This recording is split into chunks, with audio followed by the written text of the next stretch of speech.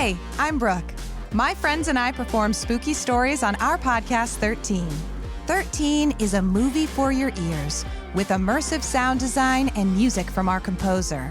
And we're not reading you the same old ghost stories from Reddit. With original stories from our in-house writers and submissions from up-and-coming authors, 13 will make you smile, break your heart, and have you wishing for a nightlight.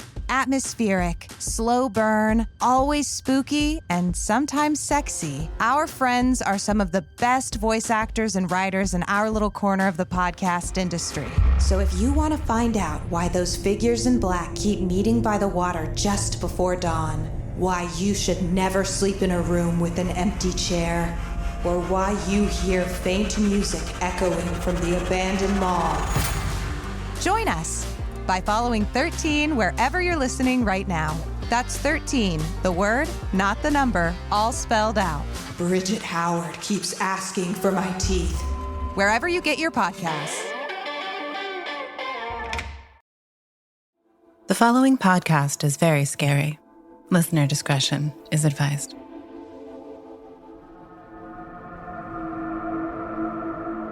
Some houses can be shells. It can keep hearts and preserve souls. We are like tiny animals caught in a trap, ghosts born from inhabitants past, left behind like footprints in sand. It paints your life over and over, only to have it fade back to the beginning. It takes pictures of moments, absorbed through brick, preserved in an album of stone. Some born to stay, forever in its shell, alone.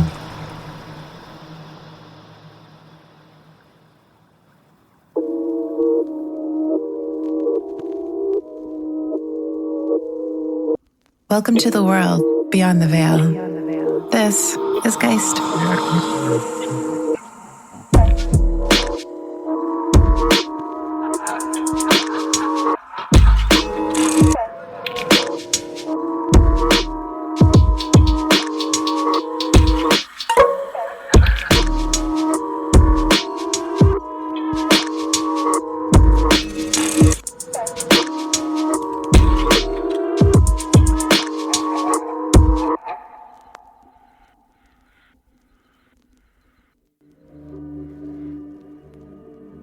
My name is Heather Taylor. I am the co-host of Braaains that I do with my sister, Sarah, who's also going to be telling the story of our house. I'm Sarah Taylor. I am Heather's sister. We actually have a family of 4 kids. So it's me, Heather, our younger siblings, Becky and Jonathan. And we all lived in the house at various stages in our lives. We are from Edmonton, Alberta, Canada. We grew up on the south side of Edmonton, and we live about a half a block away from a cemetery. I would walk through the cemetery to get to like my friends' houses on the other side of the cemetery. So it was like a common everyday walk through the cemetery, and we just loved it. I would go definitely for walks through when I was younger, but also like during the pandemic and things like that when I was with my family. And even prior to moving into the house that we are going to talk about, we lived across the street from the house. So like the cemetery was always in our neighborhood when we grew up, which is kind of fascinating. Heather and Sarah Taylor are the hosts and creators of a podcast called Braaains. It explores the inner working of our brains, mental health, and disabilities, and how film and television portray them. They explored my brain for their Halloween episode, and during our interview, they let it slip that they had a few stories from their childhood home that certainly didn't lack character. We lived in a 3-bedroom house, and there was 6 of us who lived in it, so that's not enough rooms. So Sarah and I actually shared the basement, and it was an unfinished basement, so just cement. And the people who were living in there before us had started to construct walls, but it was just bare wood, like open construction, like no drywall, nothing had been done. And so my room in quotation marks was under the stairs between the hot water heater and the furnace. And that's where I lived. And my mom gave me a fire extinguisher and said, good luck if anything bad happened. I think she was being funny, but also kind of it would be true. And then Sarah slept kitty corner to me. And so her bed was set up on the opposite corner of the open basement, and then we actually tacked up blankets and sheets to give ourselves rooms, because otherwise we'd have no privacy. And then my little sister had a room upstairs, and my little brother had a room upstairs, and then my mom and my stepfather shared one of the master bedroom. I was at the end. I was only there for lived in that house for 1 year, but then came back to visit a lot. We bought the house in 1996. I feel like I was like right just a teenager, I think. And so when they bought it, it was about to go into foreclosure. So they got it at like a super deal. And it was like almost felt like the house had never been cleaned. My mom had to like scrape grime off of the cupboards and like the baseboard. I was a very high anxiety child, lots of anxiety. And I walked into the house and I was like, we can't live here. Like, I hated it from the minute I walked in. In like retrospect, maybe there was some energy in the place that made me feel extra anxious, and that could have been it. Also, when we moved in, it wasn't just that it was like dirty. It was, they'd smoked there since probably it was built. And so the walls were yellow and they were all wood paneled. So we pulled the wood panels down and it was just yellow walls. And we washed and washed and washed and washed them, and then painted them and painted them and painted them. And it would just keep seeping through. So it created this like very, like you could never get it, like it felt like you could never get it clean. This house had seen some trouble from its past owners. So from what we understand, the house was built in 1960s. We are only the second family that's ever lived in this house. Patricia is the woman that we bought the house from. Her dad built the house. And then he left his family. So it was just like a mom and a few kids, I think 3 kids, that lived in the place. And then they grew up. And so Patricia and her husband, Larry, and they had 2 kids, plus her 2 adult siblings, all lived in the house.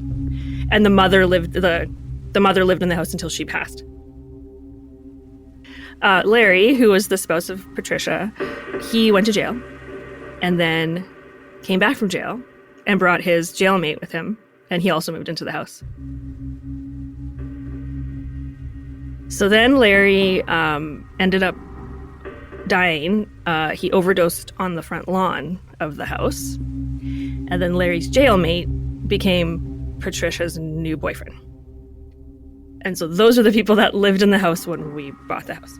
The neighbors really didn't like the family there. And the neighbors hated them. They would have these huge parties. And there was indoor-outdoor carpet inside the house, and someone had punched a door. One of the rooms, they just played darts into the walls. It was a house that had, from what we had heard, had violence in it. They were really loud, and there's always lots of fights. My mom mentioned that when we first moved in, like there was deadbolts, but on the inside of the bedroom doors, so that you could lock from the inside, and all the door jambs were cracked. So there was a lot of violence in the house. But despite this rough past, their mother was determined to make this house a home. When my mom came in, she tried to really just give it a new life. Our mom renovated the house, which was amazing. And we helped, but I mean, she was in there night and day. Like she ran a day home, so she would go in early in the morning and work like early mornings, and then she'd come back after work and work in the evenings. And then we'd come in, and I remember I never painted so many walls in my life. We really were in there trying to create a home. Like we had never had a home. We'd lived in apartment buildings and, not the greatest neighborhoods. And suddenly we got to have a home. But this house took no time revealing it was aware of their intentions. We had the house for a few months in the summer before we actually officially moved in. The townhouse that we lived in was across the street from the house we bought. So I would walk past our new house that was in construction zone, and my best friend at the time lived down the street. We had to walk past our new house to get home. My mom had been working, mornings and evenings fixing up the house. So I walked past and I saw a work light that was hanging up on the ladder with an extension cord, and the light was on. So I thought, oh, they must still be working. So I kind of like was like, oh, should I go say hi? And I don't know. For some reason I didn't. I just continued walking. And I walk in and my whole family is in our townhouse. And I was like, who's at the house? And they all look at me like, what are you talking about? Like, no, somebody is in the house working because like the work light is on. And then my mom said, well, the power is not on right now. So there's no way the work light could be on. No, I don't think that. Like, they were kind of, very much kind of like blew it off. Like, no. The light couldn't be on because the power wasn't on. I was like, no, the light was on. And then I was like, oh, well, maybe one of like our uncles went in to do something. Or I was kind of like, giving some sort of scenario in my brain that there was somebody else doing something in there, and just continued about my day. Once the family moved into their home, these ghostly interferences continued. Later in the time that we were in the home, whenever we had to do construction of any kind, my mom would try to do things and it wouldn't work. She'd try to fix something electrical, she'd try to fix something in the house, and it wouldn't work. And she'd even say, like, she would measure something and measure twice, as you do, and then go cut it and come back, and it wouldn't fit. Even though, like, she measured it properly. Like, it wasn't like she made a mistake. Like, things just wouldn't work. And so my mom started to go, well, we know about Larry, and Larry actually was the person who did a lot of the construction of the house. So that basement with the walls that weren't walls yet was Larry's doing. And so my mom would start to ask Larry for permission to make changes to the house. And whenever she asked permission, the thing would go right. And she does that to this day. She's still like constantly tinkering in the house and like painting and fixing and adjusting. And she'll always be like, okay, Larry, I'm gonna do this thing now. Like, just so you know. But the experiences weren't always lighthearted. I would be sitting at the computer and suddenly you'd feel like someone's watching you, and then everything would get cold and the lights would flicker. I totally got goosebumps, and I'd be like, okay, something's watching me. It's gotten cold. The lights are flickering. This isn't great, but I'm just going to continue carrying on. And then it would kind of like let off, but you'd have these times in the house, or you'd be watching TV and it would feel like suddenly you were being watched.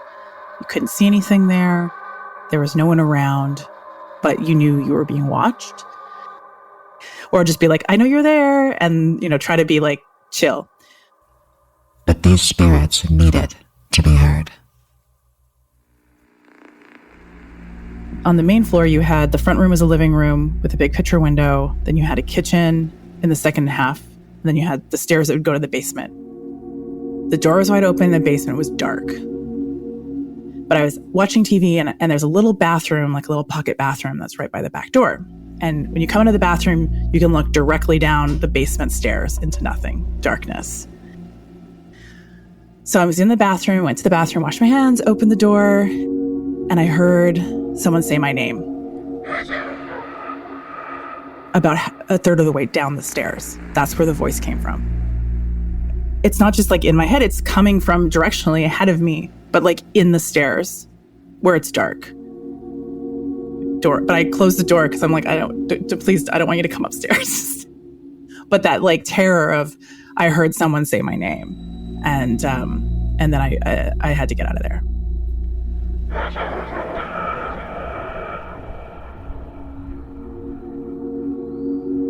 It's so dark in that basement, so dark. And we didn't have a light switch at one point to turn it on from upstairs. And it used to all be open. So it was all open into the basement. So when you walk down, it would just be, not only is it narrow and small and steep, but it's also was all open. So something could touch you, yeah. The activity continued. Heather and I, like Heather mentioned the description of the basement, we had our bedrooms that were walls of sheets hanging from the ceiling. And so mine was the closest to the basement stairs. So you'd have to walk down the steep basement stairs, turn like the corner, you could touch my sheet to Heather's sheeted room. Just turned my lamp off and like getting settled into my bed. And I heard the sounds of, like bare feet walking down the steps, bare feet on cement floor. It's a very specific sound. Heard the footsteps come, past my sheeted room in the direction of like what it would sound like, because I'd heard it before, Heather walking into the basement and going to her room. And then I said, "Heather?" And then I didn't hear anything, and I was like, okay, whatever. And then, went to sleep. I woke up in the morning and I went to check Heather's room because something about it felt weird. Because, like, why wouldn't she respond? And she wasn't in her room. So I went upstairs and I remember being like, "Oh, where's Heather?" And then my mom said, "Oh, Heather stayed at so-and-so's house last night. She didn't come home." Well, somebody came home last night. Sarah was then visited again while alone in the basement. So we had a cat named Murphy. He was the best cat. And he ran away a lot. He had run away for the first time. He'd been missing for probably about a month at that time. And he would always sleep in my room. At this point, Heather had moved out, and I was in that corner of the basement, and we had actually drywalled. So the basement was now cut in half. And so there was a door to get into my half of the basement. So I'm sleeping, and I have the feeling of the cat jump onto the bed and like lay down beside me. And then at first I just didn't think of it because I was like used to the cat jumping onto the bed and sleeping with me. And then I remembered, wait, the cat's not here. And then as I was like, wait a minute, I heard, "He's okay."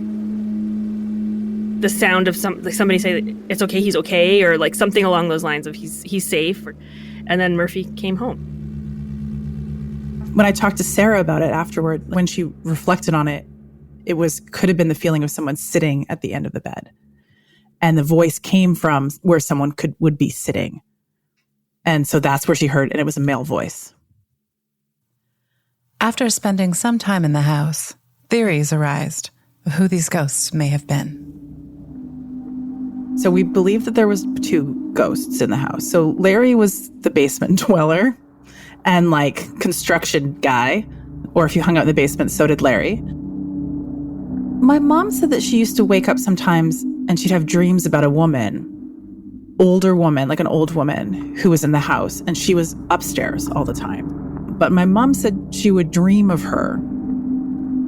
And sometimes I think she's seen her at the end of the bed. And then she'd wake up with scratches on her leg.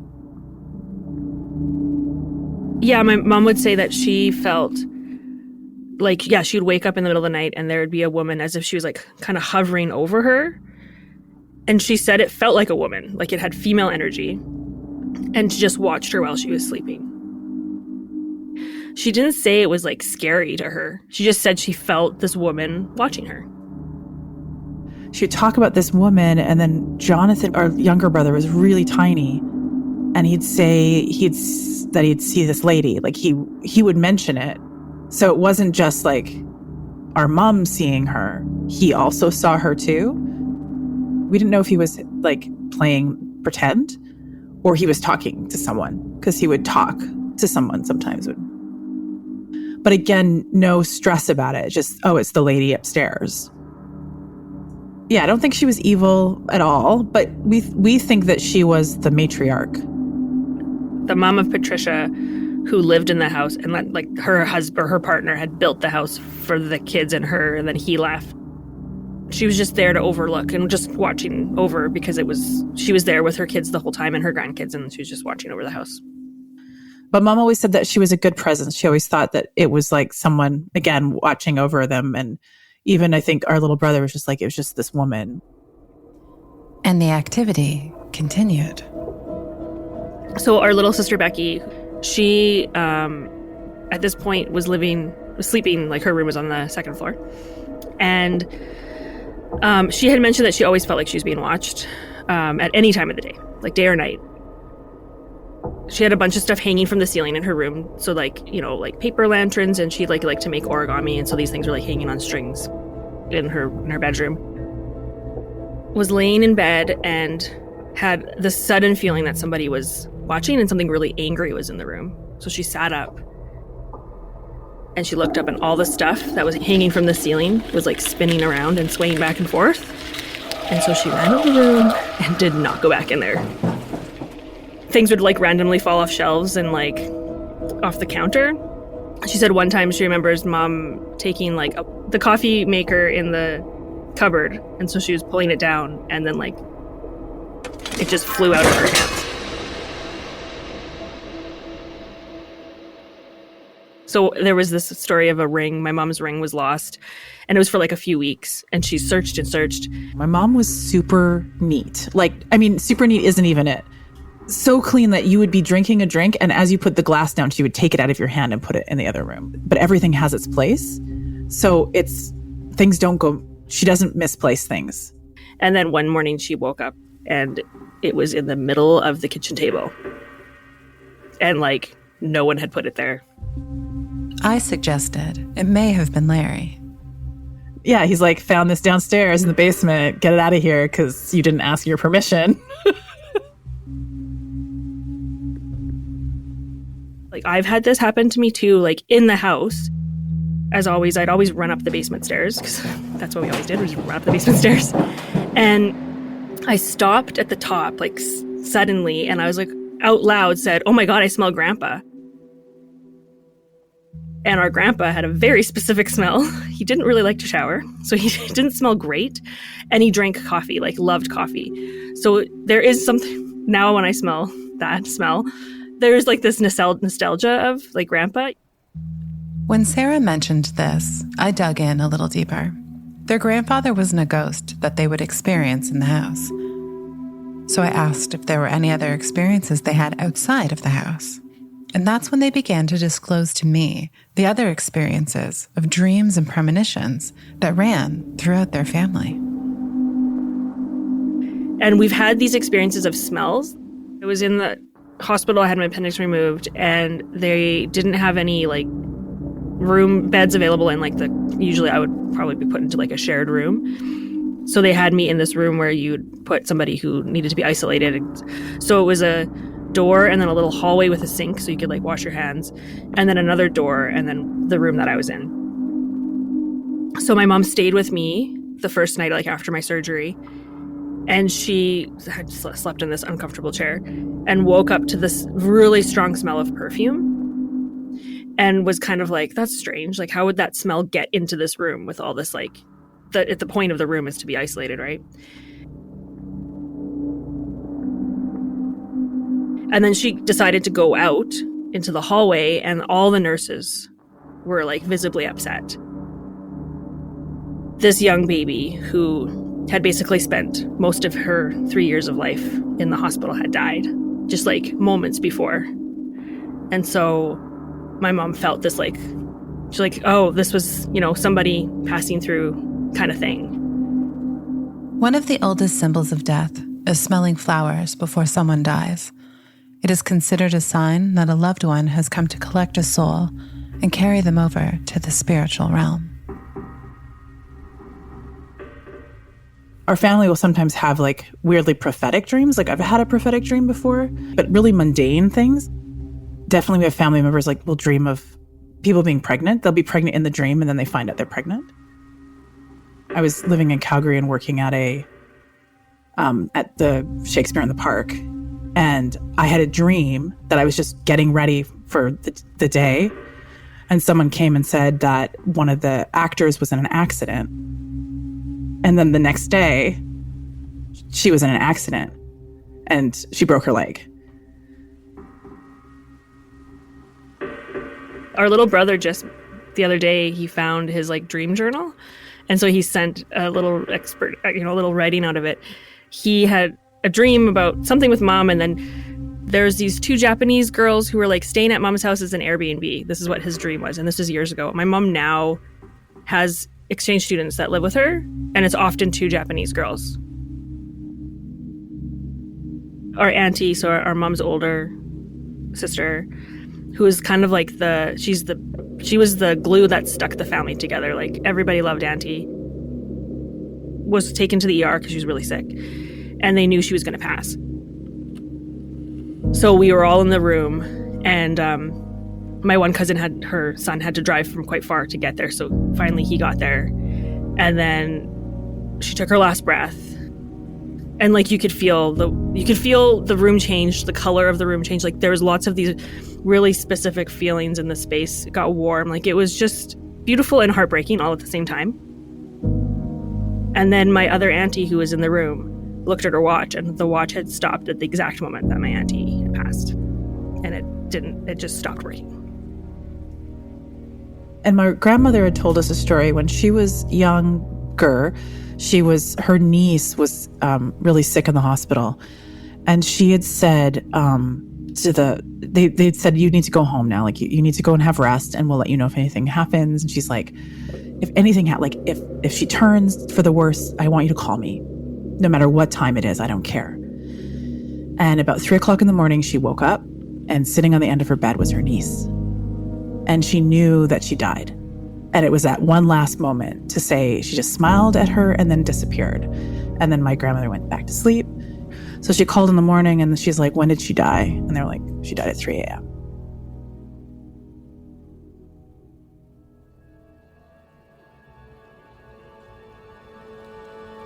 We never collectively sat down and said, hey, let's talk about our stories from the house. It wasn't like we lived in the traumatic, scary place like you hear you see in the movies. So like this last week, I've been thinking about things, and then I like reached out to, we reached out to our siblings, and I was chatting with my mom, and like all these little things come together, and like learning about who lived in the house prior to us, and that it's really interesting how like these stories kind of shaped us, and we didn't even realize all the connections that are around it. And another thing that I find really kind of tender about everything too is that I was going to get emotional about talking about a ghost story. Come on. Okay, so our house has always been like a safe haven for people. It's like my mom ran a day home and like took care of children. And like our house was the place where people came to like have Christmas dinner. And if our friends didn't have somebody around, like I had friends who didn't celebrate Christmas, they'd still come to our house and celebrate Christmas. And our house was always full of life, and people were always in the house. So like often we weren't alone in our house because somebody was always there. And I think over the years, the 30 years that we've had this house, like we've put so much love and good energy into the home. Like I think that these stories aren't as scary because there's so much love in our house.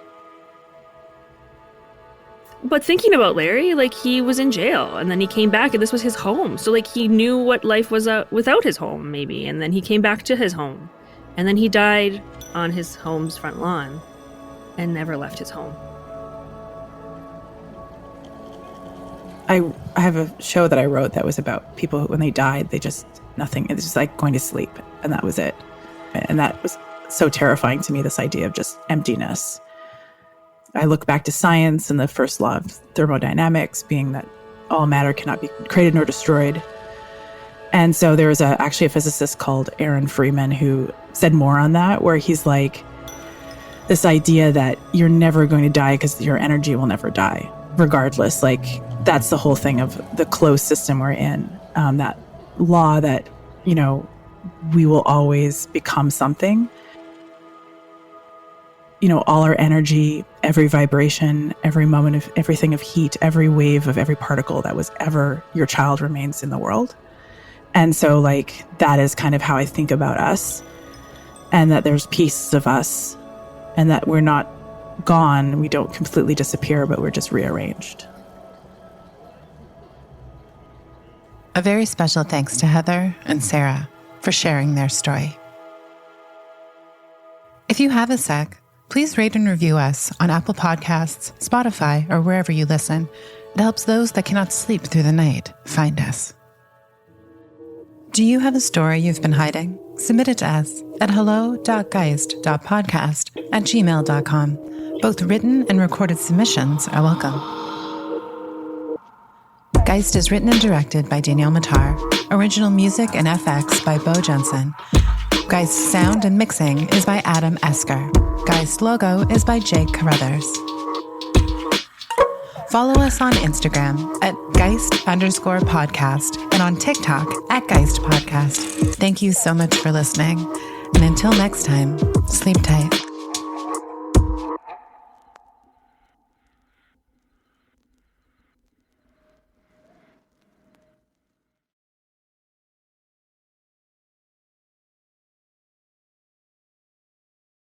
Now receiving frequency transmission. I remember having a very profound realization about my dog when I was on mushrooms one Halloween.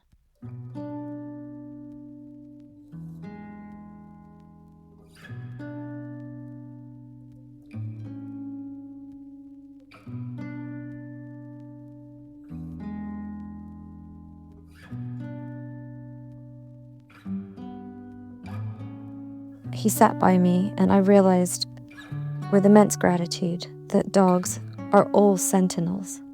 We've merely fooled ourselves into thinking that we take care of them.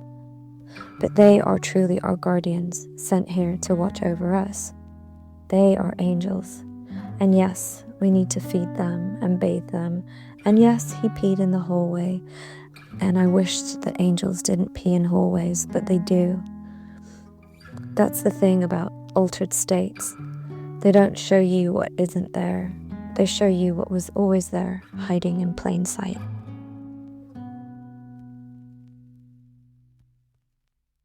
Transmission complete. Stay tuned to Spectrovision Radio. Stay.